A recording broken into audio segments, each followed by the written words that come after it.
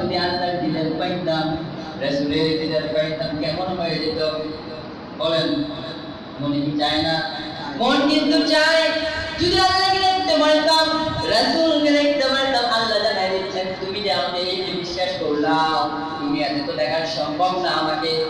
রাসূলকেও তোমরা তো দেখতে পাও নাই, কিন্তু বান্দা তোমরা সেই দিন দেখতে পারবা। তুমি যদি তোমার আমলনামা যদি ভালো হয়ে যায়, তাহলে যখন তুমি জান্নাত পেয়ে যাবা, জান্নাতের সবচেয়ে বড় একটা চা হচ্ছে আল্লাহ তাআলার দিদার।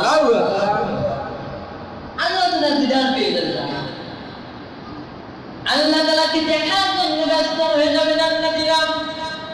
এই জন্য আল্লাহ তাআলা এই যে কোরআন কারীম যখন আপনি খুলবেন, খোলার পর সূরা বাকারার প্রথম আয়াত হচ্ছে দুইটা আয়াতে পড়বে, দ্বিতীয় নাম্বার আয়াতে জানায় দিচ্ছেন অদৃশ্য। আল্লাহ কিন্তু দৃশ্যমান নয়, অদৃশ্য।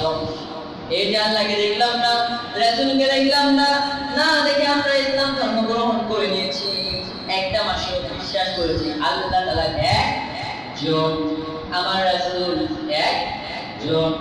আল্লাহ বলেছেন সেদিন যারা দিদার পেয়ে যাবে, যারা এই যে অদৃশ্য বিষয়ের প্রতি বিশ্বাস স্থাপন করলো, আমাকে না দেখে আমার ইবাদত করলো, আমার দাসত্ব করলো, আমার আনুগত্য করলো, আমি তাদেরকে দেখা দিয়ে দেব। সুবহানাল্লাহ।